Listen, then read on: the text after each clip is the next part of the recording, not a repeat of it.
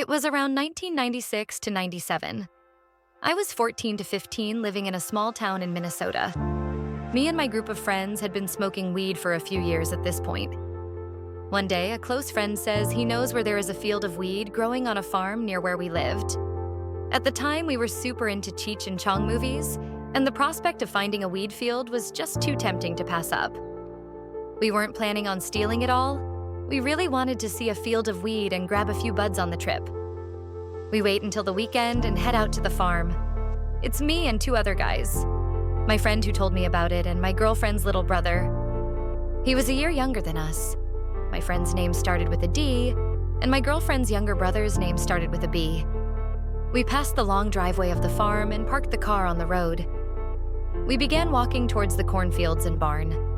I'll do my best to describe the lay of the land as it's helpful to the story.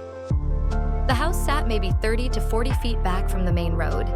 The driveway was on the right of the house and continued all the way back to a barn that was maybe a half a mile off the main road. Between the house and the barn is a cornfield.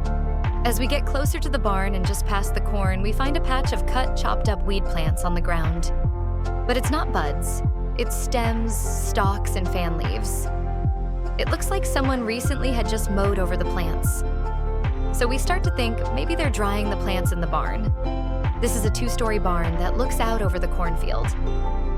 We enter the barn and there's nothing but a tractor and old farm equipment on the first level.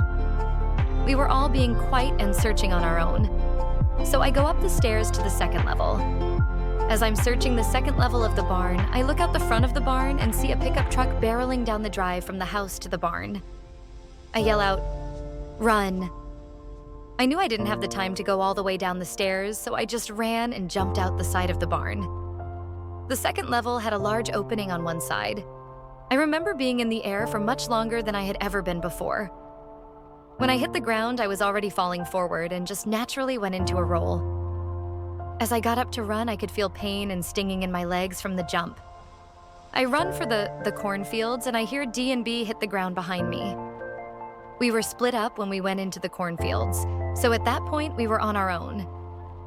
Suddenly the truck passes the barn and takes a hard left into the cornfields, trying to run us over. The truck made a few passes, circled around a bit, and went back to the house. We regrouped after the truck left and walked back to the car. When we got back to the car, the police were there waiting. I had left a growing guide on the floor of the car, and the cop saw it while he was waiting for us to get back. They questioned us as to why we were there. I think we said something about some bike trails we were looking for. They let us go with a trespassing warning.